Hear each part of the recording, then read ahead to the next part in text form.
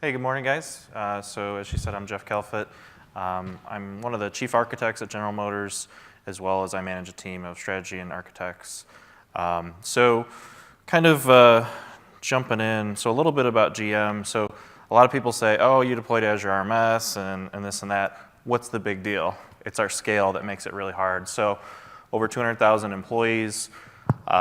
We have kind of all types of data you can imagine from all these proprietary systems. We've got super confidential information that people in other countries would love to have, our competitors would love to have, so we need to protect that, whether it's a RFP or design or engineering data. So a lot of intellectual property that runs our business. We have a lot of kind of risk scenarios that we're really concerned about our competitors getting data, and it's a real life thing. So we have a whole team of people that's looking for employees leaking data, either accidentally or intentionally, executives kind of doing things that they shouldn't do, sending stuff to personal emails, all that kind of stuff. There's a whole team that's kind of ensuring that GM's data is protected at all times. So what we were really looking for was a way to have secure collaboration with our users, and we're really focused on kind of the day-to-day stuff, right? Because there's a lot of third-party tools that are kind of hard to use, they don't integrate, but we wanted something that essentially everyone in the company could leverage. And a big part of it too was kind of the external piece. We had ADRMS already, it worked internally, but there was a lot of limitations, we'll say, with kind of the legacy technology, because ADRMS has been around for 10, 15 years, and not really a whole lot had changed. So we were kind of looking for the next thing, as well as to add some of that mobile support, right? So Microsoft is all with mobile, so is GM, so it's just part of our day-to-day business. So a bit of information about GM. We've got over 170 vehicle assemblies, stamping plants, tool and die, battery manufacturing places kind of all over the globe. We do over 65,000 tons of material, and 29,000 outbound vehicles are shipped every single day. We have over 21,000 dealerships, and we sell about 10 million vehicles a year. We've got 7 million OnStar subscribers, over 200,000 employees in 396 facilities, speaking more than 50 languages in 23 time zones, and we produce vehicles in 30 countries and conduct business in 140 countries. So just, basically anywhere in the world, we're doing business, right? So just a massive scale. And if we look at some of the numbers, there's over 11,000 full-time GM employees that run in IT. We've got 2 brand new enterprise data centers. We have around 3,000 in-house applications, and a lot of those are kind of tier 1, tier 2 applications. Each month we have over 100 million emails, 60 million IM conversations, 600,000 soft phone calls, 20,000 video calls, 58 million WebEx meeting minutes, over 100,000 PCs, Macs, over 60,000 mobile devices, 35,000 workstations for our engineers, and about 400 video collaboration rooms in 31 countries. So as you can imagine, there's a lot to make it all work, and a lot of it is around scalability, because a lot of the solutions that are out in the market, they might work for 20,000 or 50,000 or 75,000 people, but the scale just has to be there, and we're continuing to grow. We're hiring in IT, we're hiring in the business, we're constantly innovating, so the solutions need to get as big as they are with a lot more room to grow. So kind of what we looked at was the challenge for GM was how do we have a mobility first mindset, be able to save our data, make sure it's secure, make sure people can access it to do their jobs, and enable that they can share it when they need to, right? So both within GM and outside of GM. So the solution that we were looking at was EMS, and that's Enterprise Mobility Suite. And we looked at it for a number of reasons. One was Intune for mobile device management. The other was around Azure Active Directory, and then rights management. So because of these key pieces, they really helped us kind of, one, get off some old solutions that weren't really well integrated, and allow us to kind of take advantage of the scale of all these products together. So there's a reason they sell these products together, and it's because they work so well together.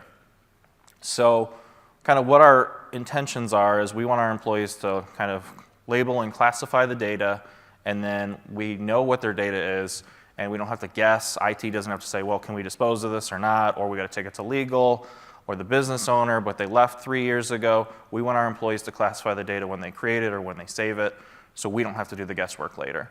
And we also want it to be intelligent enough that if something is confidential or something is secret, that the data is protected accordingly, right? So saying it's a secret, that almost puts a bigger bullseye on it, right? So if you put protection on it as well, that's really kind of the key part of it as well for our employees. So really at the end of the day, we kind of increased our security. We actually made it pretty easy for our end users to leverage this technology. We made sure that the documents and emails and things like that were protected both inside and outside the organization. We also ensured that the data stayed on-prem. That was also important to us because we looked at a lot of different products that protected data, and they were cloud-based solutions, but you were sending those files out to the cloud to be encrypted, and then they come back. For rights management, it's not, right? So it's just the key exchange in the cloud, but the actual files stay on your PCs or on your Exchange servers or on your SharePoint servers. So that was a really critical piece for us as well. And then just support a wide variety of files, right? So we get that, a lot of people can do PDF or they can do Word documents, but can they do both? Can they do kind of regular files and do, generic protection, right?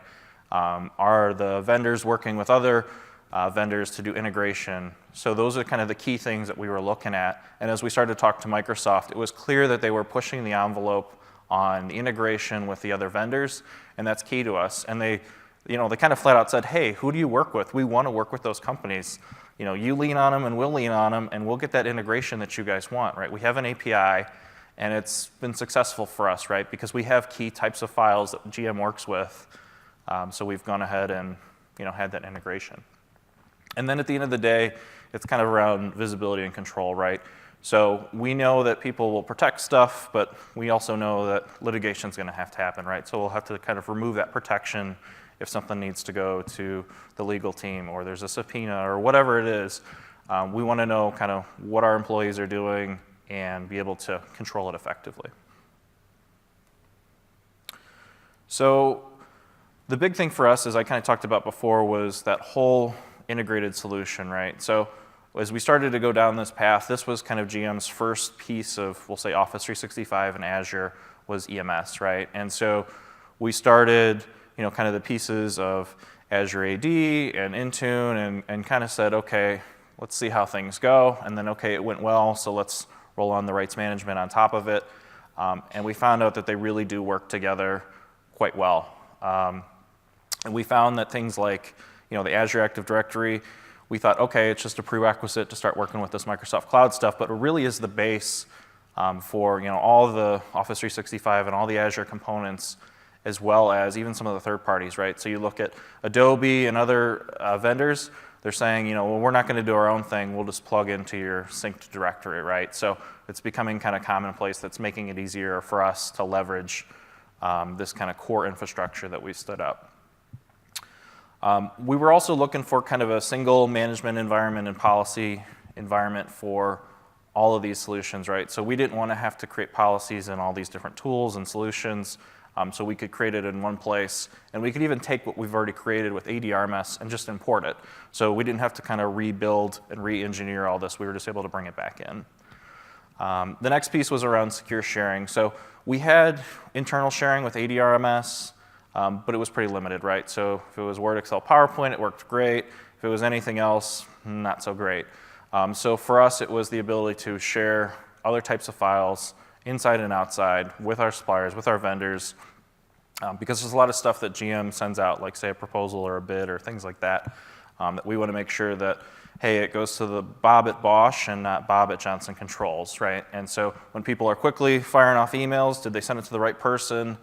Did they protect the file? Things like that. So we want to make sure that people are doing it, and these teams have integrated it into their day-to-day work, just to make sure that they're kind of protecting GM as a whole.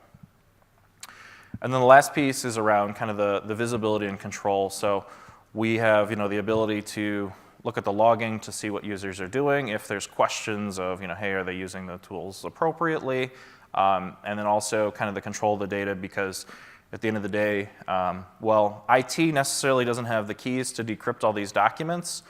Specific folks in legal and other groups do have those keys, right? So it's simple to integrate to where, basically you set up an AD group and you assign the rights to this group, and then people that are members of these groups in these legal and compliance and security groups can decrypt documents when they need to, right? Whether it's ad hoc for a security investigation or it's a bulk decryption for an e-discovery type scenario. So it's been good so far.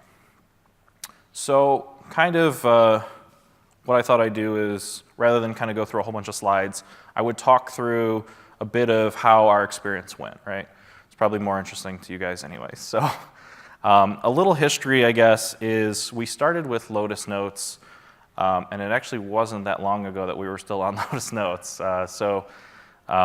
Within Notes, there was kind of a do not forward-ish feature. I say ish because it didn't really work in all scenarios. If Notes to Notes, it worked okay, but mobile to Notes, webmail to Notes, But it was kind of like the, hey, you shouldn't do this, and people kind of said, okay, but there were ways around it, right?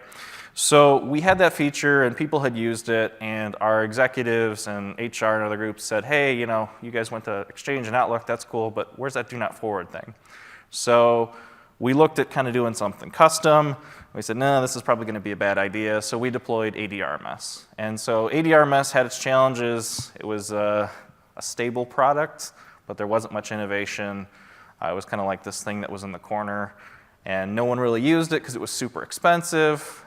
So we have an enterprise license agreement with Microsoft, so we said, sure, we'll deploy it. So we had 2 clusters. We had one for OnStar, one for our corporate users, and we deployed it to every single person in the company. The big usage was the do not forward.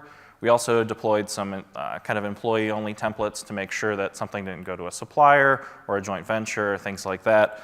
We had limited usage, right? So we had people using do not forward quite a bit, but outside of that, they didn't really get it. They didn't understand the idea.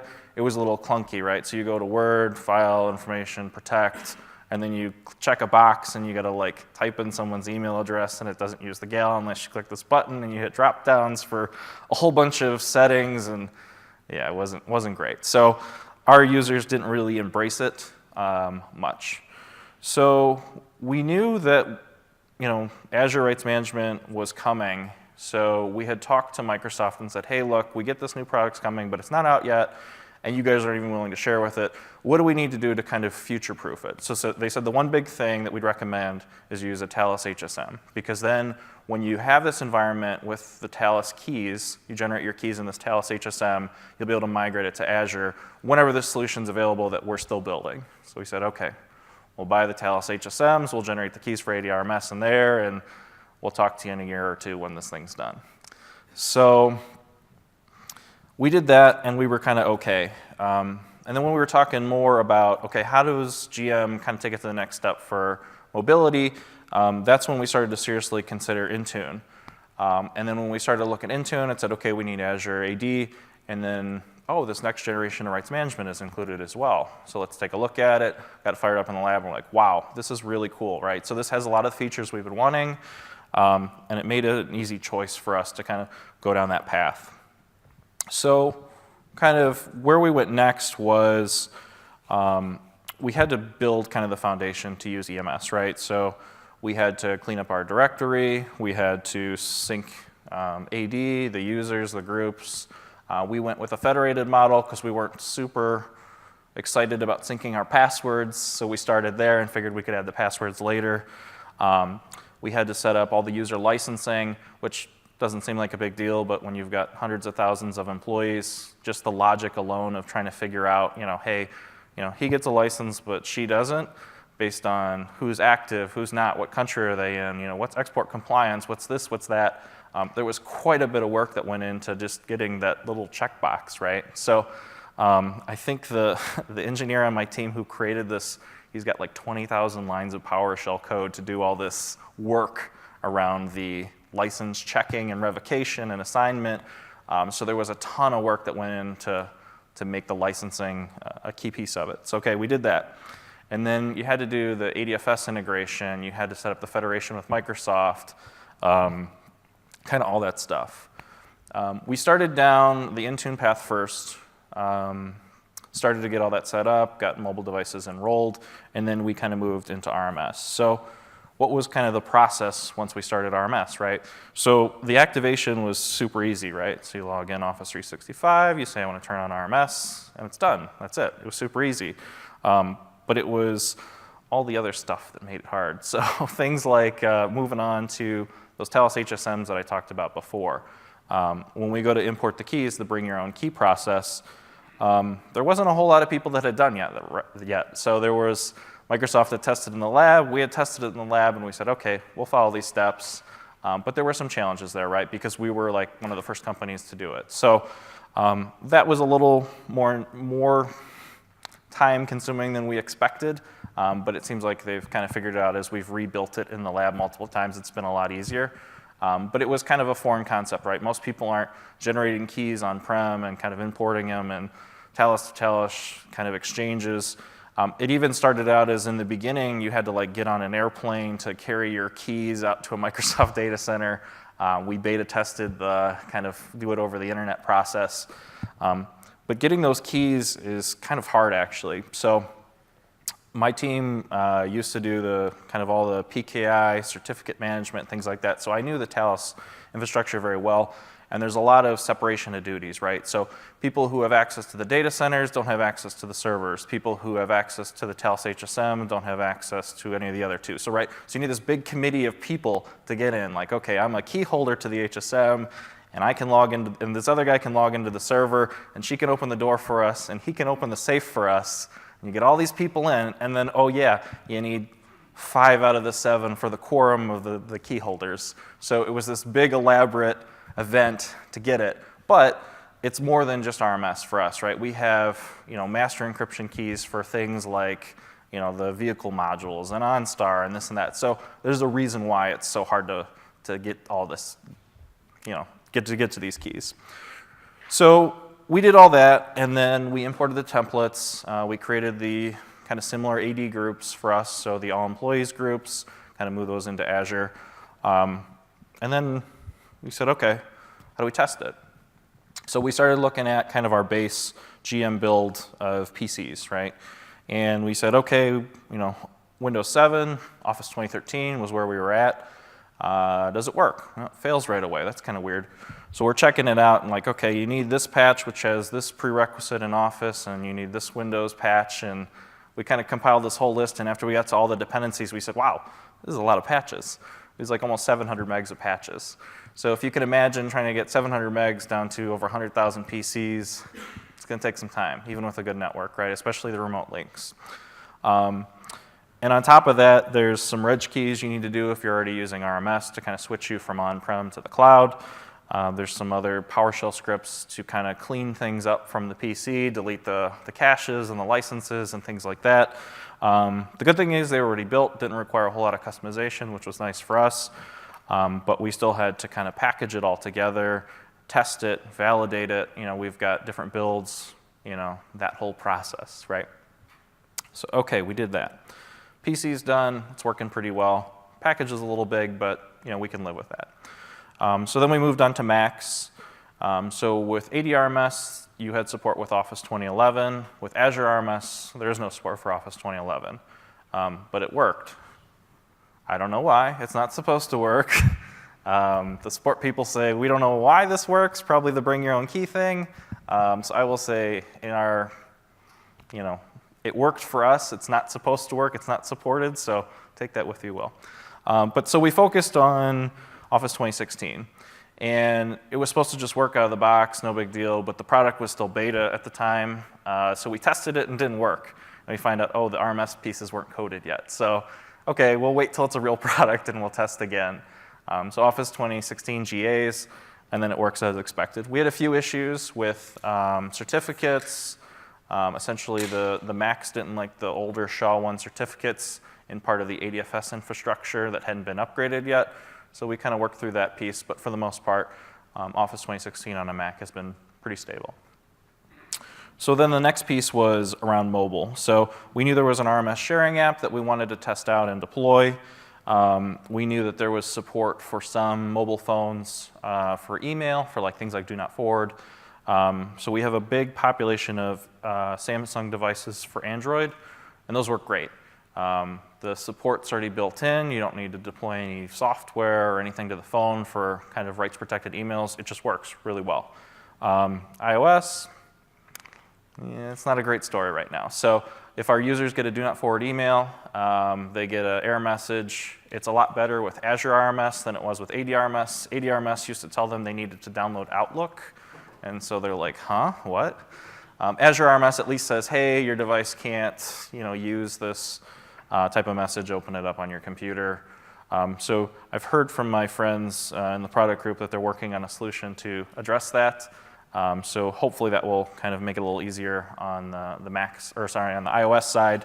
What we've seen thus far looks very promising, so those users can open that information on a mobile device. So that's kind of key for our environment, because if you look at it, I have an iPhone, so when someone on my team sends me a rights-protected email from HR or whatever, I want to be able to open it, and I think other people just expect that it'll work too. So it seems like it's close, kind of the fix for that, so we're anticipating that, but just something to kind of keep in mind. And then the last piece of it was the Office mobile apps, right? So Word, Excel, PowerPoint, things like that. The integration with RMS is great in all those apps on iOS and Android, so if you use the native viewer to review a rights-protected, Word document or whatever, it's not going to work. But if you have Word, Excel, PowerPoint on iOS or Android, it just works, right? So they log in for the first time to activate it, but it uses those same credentials, so they don't have to like re-log in or anything like that. It just opens kind of automatically, which is really good for the end users. So they may call in and say, hey, I can't open this document on my phone. Why not? We say, well, go download this app, and then it works, and then they're happy. So just kind of a little piece there to know about. So then the next piece was around the connector. So we have on-prem Exchange and SharePoint still, so we knew we needed a connector to be able to get that traffic that thought it was ADRMS out to the cloud. So it's been pretty easy. We got a script off TechNet. We did some minor customizations for it, but again, it was pretty much pre-built, which was nice for us. So we have some minor config on the rights management connector servers. We had a really easy load balancer setup. There really aren't a whole lot of guidelines. Just set it up to do round robin or least active connections or really whatever you want, and go. So pretty easy for us. We had some issues around, we've got a web proxy for all PCs and servers and things like that. So a little bit of work to kind of get our proxy team to allow these servers out to Azure. But aside from that, it's been pretty straightforward. And it's actually good for us because we'd rather the connector servers reach out to Azure than every single one of our Exchange and SharePoint servers. So the connector infrastructure has actually worked out pretty well for us. So, okay, we've done all the technical stuff. We've got it deployed to everyone. The servers are all set up. What about adoption? So the biggest thing that we found is, well, what's RMS? What's DRM? What are these things you're talking about? It's not a very common concept that people understand, what the software can do. So we also had, we have like a group that will do end user testing and kind of find out, what's the good and the bad about a GUI for an application or things like that. They're like, why is there 7 ways to do one thing, right? So if I protect a document, I can right-click it and I can hit share protected, or protect in place. I can do share protected. I can do it the old way. Why are there 12 different ways to do it? And everyone just assumes that all the protection's the same. So what we found is that people learned how to do it one way and assumed that they were covered for all scenarios. So an example would be, they were using do not forward before, and that would protect Office documents, but it wouldn't protect like a PDF. So they'd send the email and they just assume that it was protected. Or then they would do share protected and they would assume the email was protected and not just the attachment. So we said, okay, we need to figure out how, at first we said, okay, we'll create this matrix, and if you need to do this, then you do that, and like, wait, never mind, no one's gonna do that. So we did it based on scenarios, and that worked really well for our end users. So if I need to protect the email and the attachments, do this. If I need to protect only the attachments, but I don't care about the contents of the email, do this. And so we've shared that with our end users, and that clicked, and that's made adoption a lot better, because then they're not like, here's how to use the tool. It's here's how do I apply it to my job. And so that's been really powerful for our end users. We also looked at we'll say a campaign, if you will, to drive up adoption. So we have all these great tools, but unless people use them, kind of what's the point, right? So we have a campaign internally. It's called Work Smarter. We're pushing on how to better use the tools for, say, even things like Outlook and SharePoint and OneNote. So as part of that campaign, we're putting in RMS, right, and how to take advantage of it and how to use it to be effective at your job, because we've got a lot of groups that are really excited about it, like our purchasing department. They love it, right? HR, they love it. But then other groups like finance, they maybe don't know what it is because they're not really using it yet. So this will help get it really out to the business in all the different areas. And this campaign is sponsored by some of the top executives in our company. So people actually read those emails rather than the ones from IT. So if you can kind of do something like that, it shows the importance to the company, and it's not just an IT email, and so people don't read it with the delete key. So that's definitely been kind of powerful, and we're looking forward to kind of that additional marketing, if you will, to get people to use it. Because at the end of the day, when we deployed Azure RMS to them, or even AD RMS, most people don't know, right? There isn't like a new application that shows up in the start menu or an icon on their desktop. It's just an icon in their Office ribbon, right? So kind of that adoption has been super key for us. So next steps for us are really looking at kind of the next generation of the software, right? So the Azure Information Protection, right? So we want to be able to classify all documents upon creation, right? So you guys have seen it, you've probably tested it.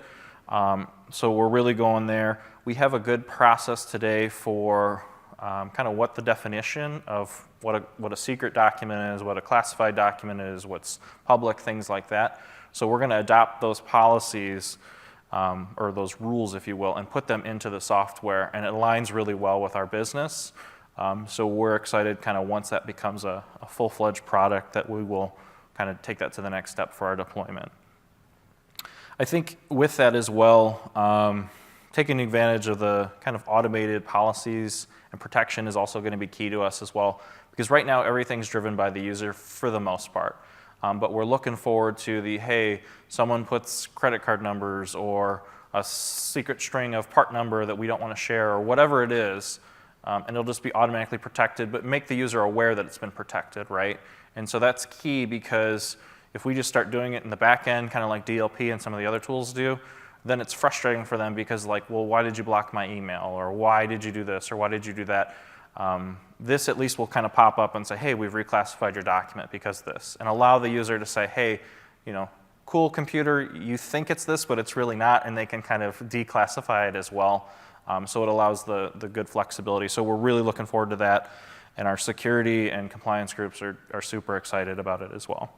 And I think another thing too is around templates. So we have a handful of templates today.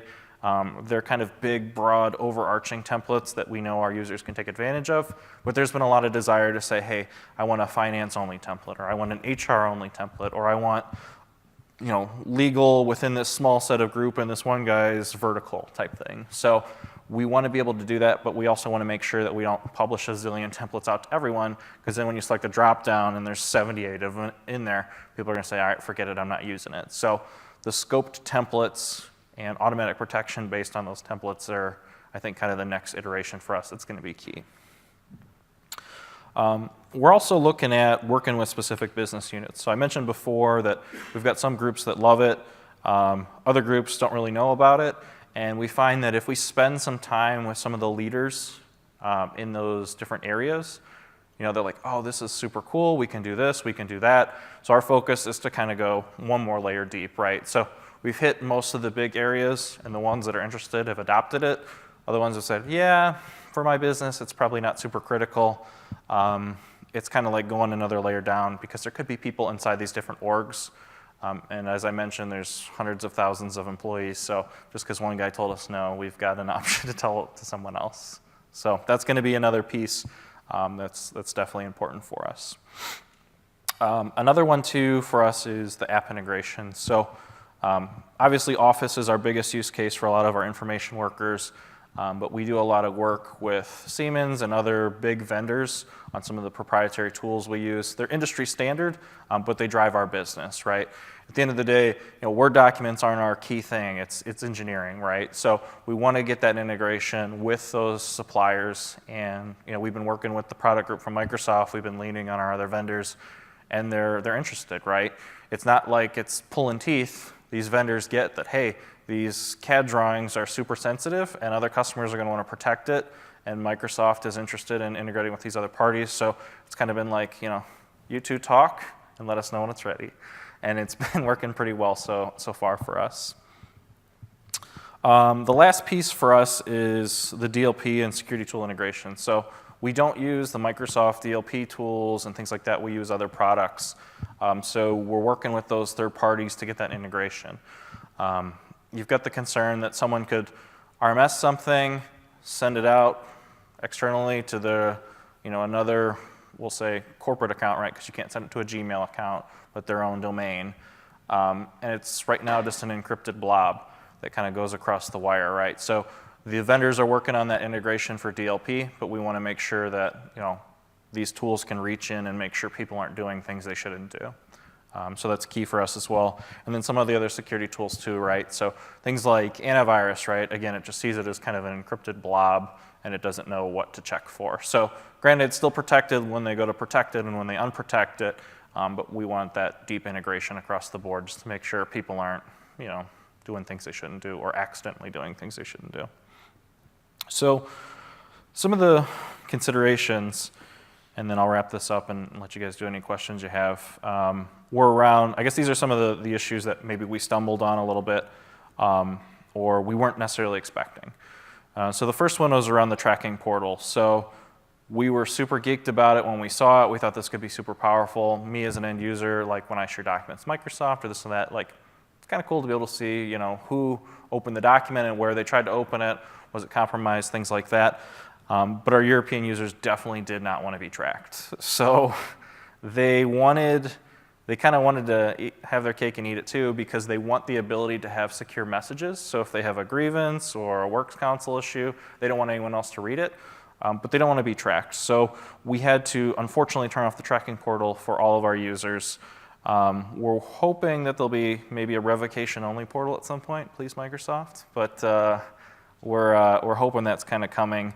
Or potentially an option to be, hey, tracking's turned on for everyone except for people in Germany or in Austria or whatever that is, right? So that may give us an option, but it gets tricky, right? Because you say, okay, well, it's turned off for everyone except these users. Can the people outside of them still track it? Can their internal people still track it? So it's a lot more convoluted. You say, okay, well, what if you just anonymize the data? Well, if I just send it to one person, and then they open it, well, one person is the one person I know. So it's not as easy as it seems to be able to fix that issue. So I think Microsoft's aware of the issue. They're trying to find a good solution. And as we talk to other customers, they've had the same concern. So I think it's something they're working on. And it's something we're excited to take advantage of when it's ready for our business. But for right now, it's just not something that we could easily deploy just due to regulations. So another one was around kind of the legal and compliance and privacy and security groups. So because we don't have a whole lot of tools like this that are commonly made available to every employee, there was a lot of like, well, wait, what does this do? How does it do that? Does it meet this standard? Does it do this? How are we going to open these documents? What if someone's doing something secret that we don't want to know about? And it's kind of educating these different groups about, yeah, there is a way to decrypt it, right? So if you're doing an investigation, put your security agent in the group, and then they can open the documents that they need to. Or if it's legal, hey, when we do your dumps of mailboxes, we can take your PST and we can do bulk decryption on it, things like that. So kind of once you educate these people, they're okay with it, but there was a lot of hurdles internally just to convince them that this is the right thing to do for the company and let them kind of see it. And then they're like, oh yeah, okay, we get it, this makes sense. So it just took a little more time than we expected.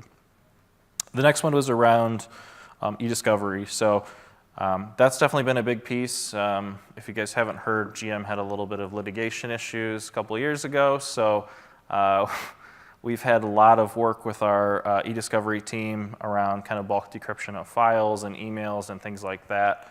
So We had some issues along the way. The tools were beta. They're a lot better than they used to be, so that's definitely an issue. But for us, it's just kind of making sure we have all the files 100% of the time and that the performance is good. So I think we're really close to it. I think the tools are there for everyone else, but for when you just have the huge, massive scale, we have mailboxes that are over 200 gigs, for example. So trying to bulk decrypt a 200 gig mailbox takes a long time, right? So part of it's the technology, part of it's the scaling, part of it's the performance tuning. So it's still something we're working through, but just make sure that you kind of test it, validate it, and maybe your legal department doesn't get down to the metadata like ours does, if you're lucky, but ours get real geeky on that because they're concerned, when they go to court, they need to know every little detail. Hey, did this tool modify the files? Because the date on the file or any other metadata on the file can basically, make someone guilty or not, right? So they need to understand kind of all these changes. There's a lot of good information on TechNet about kind of what the logs look like, what all the other pieces are. It's really well documented, which is great because not all the tools are. So that's definitely been helpful to say, here's what the logs look like for Azure RMS, for example, and here's an example of what the blob storage looks like. So to kind of sell it to them. The next one was around kind of mobile, right? So we talked about before, if you use Outlook Mobile, you're good. If you use Android, you're good. If you use native iOS, it's still a little bumpy. So hopefully there's a fix coming soon. It sounds like there is to make that a little better. But right now, it's still a little bumpy for those users who use iOS. And the big ones for us is the kind of traveling executive, right? They only have an iPad, and you say, well, sorry, you can't open that till you get back to your PC. And they're like, well, I'll be back to my computer in 2 weeks. So, just kind of keep that in mind. And then the last piece I wanted to touch on before wrapping was kind of around support, right? So we've had great engagement from the product group from the beginning. We've had great support from Premier. And I mean, it's good in the fact that we get the same people because like the RMS support team isn't a huge group of like 5,000 engineers. There's only a handful of people that are supporting this. So I don't have to like re-explain my environment and hey, we do this way and this is on-prem and this is what these servers look like. It's just like, oh, hey, Steve Light, how's it going, man? Cool, I talked to you last week, so this is the new issue. Can you help us out? So it's been really good from that standpoint. From the support side. There's also an extremely active group on Yammer. There's good discussions on TechNet. So it's been helpful for us because we've even found things that we were thinking about but not necessarily have reported that other people see in Yammer. And we see Enrique and Tom and other people from the product group right on the spot with answers and supporting and things like that. So they're reaching out to everyone too. It's not just because we're GM and we're special. On this group, it's active and there's other customers. So you'll see my comments in there too. So I think it's a good community that's working together really well. Another thing we found is because we started with this product when it was beta, there's been a lot of fixes along the way. And it hasn't been the kind of old Microsoft where it's submit a design change request and we'll say no in 6 weeks. It's like, oh yeah, that's a problem. Okay, we'll fix it. And like a couple weeks later, we have a fix, right? And it's like, oh, but you missed this one piece. Okay. Another week later, here's your fix. So it's been really good. The engagement has been really good and super fast fixes for us because a critical failure for us can go a long, long way, especially in the client space, right? So if we have an issue with, say, Office and there's a bug or whatever else, we have to stop all our testing, right? We need the fix, we need to integrate it to our package, and then we got to test it on like hundreds of different types of machines. We got to go through a whole dev, QA, promote to production, pilot. That can take weeks or months for us. So having those quick fixes have been super key to our success to be able to roll it out quickly. And then the last thing is kind of just the willingness to work with different customers, right? Because the Office piece, yeah, everyone uses that, but it's all the other pieces that have been key for us, right? So hey, GM, what are you guys thinking of where you're going to take this next, right? So what are some things that you think we could do better? How do you think we should tweak this? And it's been both from meetings we've had as well as stuff that's on the Yammer group, right? There's been kind of receptive to it. And there's been changes that we've suggested have made it into the product. It isn't like, hey, we don't like this button, so we'll just, say too bad, so sad. It's like they took the button away or changed the button, right? So it's been really, really helpful for us to have a product group that's just been really engaged, right? That they're willing to make changes to the product because they know it's going to make the product better, and they're not too good, I guess, to say that, we're not the smartest people in the room. You guys are the customers, so you get it, and be willing to adjust and be flexible. So hopefully that was helpful. We got a few minutes left. I don't know if anyone has any questions. Sure. Yeah, I do. We've got at least as many employees as you do, probably around 300,000, and there's an on-prem installation of ADRMS that's used mainly by Wells Fargo board of directors and employees that support them. So every time we think about doing something different with ADRMS and compliance, there's this terror that comes from our internal help desk about how much they're going to get inundated with questions about what's happened to my documents, how does this work now. What was your experience like moving from ADRS on-prem to this hybrid solution? What support it generated? Yeah, so we had a lot of people, like you said, there's just a handful of people that were using it, but they were using it a lot. And the good thing is, I guess the good and the bad thing is, all the legacy ways of protecting documents are all still in Office, right? So if they were doing file, info, protect, all that stuff still looks the same. They can do it exactly the same as they were before. Those reg keys are just redirecting them out to Azure rather than to ADRMS.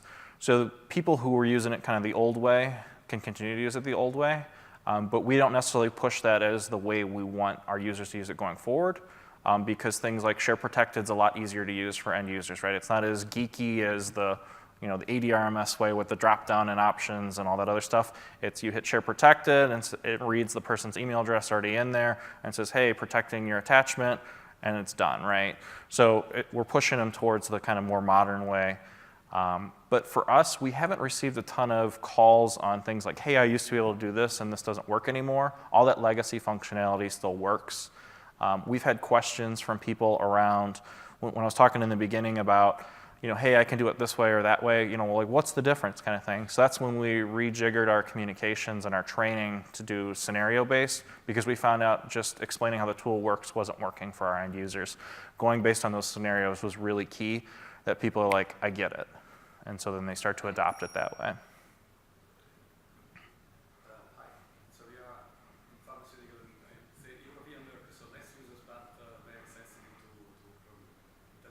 Mm-hmm. You mentioned the challenge of integrating with external partners.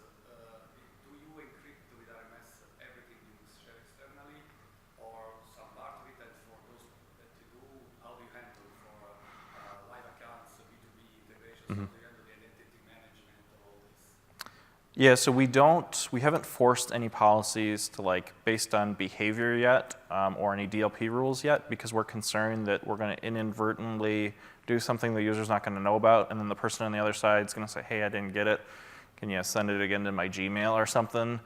We think people will go around it if we do it that way. So we don't force anything, but we think with Azure Information Protection, when it makes it readily apparent that they're doing something that they shouldn't be doing, and then they can take action upon a creation or things like that, that will be key in that kind of protection.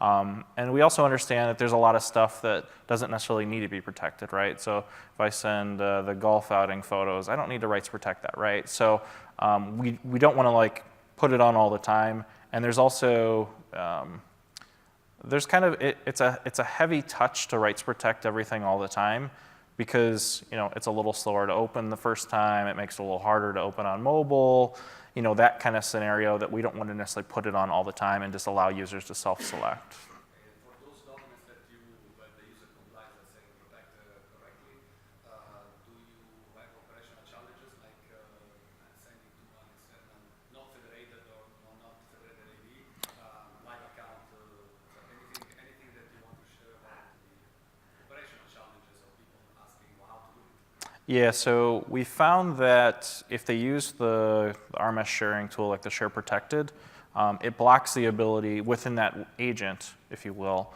the Office add-in, to send to like a Gmail or Yahoo or whatever, another account. It has to be like a corporate domain. So if they try to type it in, it'll say, sorry, the tool doesn't support it, and they can't even click next. So they can't even fail. They make them backspace. Yeah. So that's been good. I know there's demand for it because some of our partners, like the guy who makes bolts down the street, he's Bob at gmail.com, right?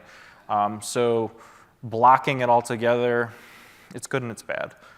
So we're trying to figure out kind of what that looks like. And we've had discussions with Microsoft around, should they enable it, shouldn't they enable it? But there's not a good answer. So it's been tough for us to kind of recommend one way or another. And a lot of times these small shops, even if you send it to them rights protected, the one guy at the company, he's going to have like a Windows XP machine anyways, right? So our core focus is around kind of other big companies like Bosch and Johnson Controls and the other big suppliers we're working on, and then kind of see, okay, how do we trickle down from there? Last question is, maybe you mentioned briefly before that you are mapping the document classification policies into the tools. Can you elaborate a bit on the status of self-classification? Do you use any of the self-classification tools of the IP access if you're right? Yeah, so we use a lot of classification in other systems today. So things like in our SharePoint, for example, we have to classify a site upon creation. We have to reattest that the information in the site is confidential or whatever. So people are kind of used to it, right? They understand that they need to classify their documents and their sites and things like that. So by taking it one step further into Office is going to be kind of an easy progression for us because our users understand what these are. Everyone in the company has to take corporate training once a year that explains what all these policies are. So because we've been so rigid on that policy and people know what it is, it's going to be an easy adoption for us. But if you don't have those processes already, people are going to say, I don't know what this means. What's the difference between secret and confidential? Or Yeah. And so when we get closer to kind of we're testing the next iteration of the product now in our lab, and we're getting some feedback from our end users. But it'll be interesting to see, when we deploy to IT, for example, how the adoption is and kind of what people think, right? So we're looking forward to it. Will you go for classification or not? Is that a good direction for you? Yeah, I think that's going to be our next step is around the classification because we've got a lot of data today that gets almost kind of orphaned. Someone works at the company for 5 years, they leave, and then it's supposed to get deleted based on the information lifecycle management rules, but it doesn't, right? It sits on a file share, it lives in a SharePoint, whatever. So people are afraid to delete it, right? Because they don't know if it's involved in active litigation or this or that. So then you go to legal and they say, well, we don't know what the content is. IT just hold it forever. So we're trying to figure out kind of how we assign ownership, because if it's not confidential or not secret, then delete it, right? And kind of figure out, once people understand that, hey, the employee tagged it as this, okay, I do need to take extra care, or it's not so important. So I think that tagging for us is going to be key kind of to our next step. We're going towards that way. Maybe talk to me in a year and see how well it worked. But I think that's our current strategy, and our CISO and other people in GM are definitely looking forward to it as well, just to get a good way to get a handle on all this data. You have a B2B scenario, for example, for norms or standards with your suppliers? So we've looked at B2B. We've done some initial testing in the lab, but when we started to look at it, it wasn't a real product yet. It was still beta. So we haven't done a production B2B yet, but we're definitely considering it. For RMS, because the B2B scenario is, you could assign a license or things like that. It's just, do we want to pay for licenses for creation for the other guy? That's one piece of it. And then the other issue with the B2B that we've seen is there's no kind of clear definition of, are they a kind of viral tenant or are they a fully managed tenant? In B2B, they just look the same, right? So Bosch.com, sure, we get it, right? They're a real company, but what about someone else, right? I can't see as an IT person if it's a real managed company that has an onboarding and offboarding process, or it's just two guys who register their own domain. So that's a challenge for us, that before we jump into the big B2B piece, it has to be a little more solid, and there has to be some controls around, sure, we'll trust other fully managed and federated companies, But virals, maybe someone needs to approve them or something like that, so we can take a little more control before we start to like kind of blanket trust these other organizations, because they might be one guy who owns the company and the other guy leaves the company and they never delete his account, right? So we wanted to use it, but we want to use it appropriately. So we're working with the B2B product group on that as well. And there seems to be some other, we've talked to some other customers while we're here, and they're kind of saying the same thing. So hopefully they'll come up with a good answer to it. All right, any other questions? Yeah. You mentioned DLP. You have the part, so we use websites, for instance. Do you have any challenge about the integration of some components of 365, for instance, OneDrive for SSL authentication? Yeah, so we use a non-Microsoft DLP. It's not WebSense, but it's another one. And right now there's no integration, right? So for RMS specifically, right, it's an encrypted blob. It can't see inside of it to see kind of what people are doing. Exactly. And then we've seen in other Office 365 products, as we're evaluating OneDrive, SharePoint, whatever, there just really isn't a whole lot. If you use Microsoft DLP, you're good. If you use anything else, there's not a whole lot. So we've been pushing our vendors to integrate, right? Because it's not like Office 365 just came out, right? And it's not like we're the only company in the world to use it. These guys are at the top right of the Gartner quadrant, right? So it's like, get it together, integrate, or we're going to go to someone else. And that's kind of pushing them to kind of start that integration and actually commit to development to do that integration. What we've seen was with a lot of these other products is they want to do integration from their cloud to Microsoft's cloud rather than kind of an on-premises thing. But they still have to hook back to your on-prem environment to do policies and configuration and things like that. So they're trying to work on this hybrid model. But it's still a little concerning for us because right now we have kind of an ingress and egress point, right? We inspect everything that comes in and out of the company. Well, if you lose that choke point and people access the cloud service from home, for example, you need to now start protecting up there and not just the firewalls, right? So, yeah. So we'll kind of see what the vendors do. But we're considering the Microsoft DLP and some of the other products, which it's attractive, right? You already own it, things like that. But the struggle for us is that it doesn't do everything our existing products do, and there's a lot of investment in the existing tools and products that it's hard for those groups to just kind of say, okay, we'll walk away from vendor A and just go all in Microsoft. Because sure, in Microsoft land, it's great, but what about Macs? And what about all these Siemens tools? And what about this and that? They're not quite there yet. So it's tough, yeah. Okay. Sure. For mail encryption, do you also use RMS components, or do you use for mobile, mobile mail encryption? So for mobile encryption, yeah, we use RMS as kind of the preferred standard. We were doing other forms of encryption, but they're clunky, right? So certificate-based certificate stuff is just, yeah, exactly. So there's very limited use of S/MIME still, and we strongly discourage it. And it was a lot of our European users because they had a grievance or this or that they wanted to make sure it was protected, but no mobile support, no this, no that. And because we're on-prem, we can't necessarily take advantage of some of the other Office 365 encryption components. But even those are still, I think they're just okay. They're not great.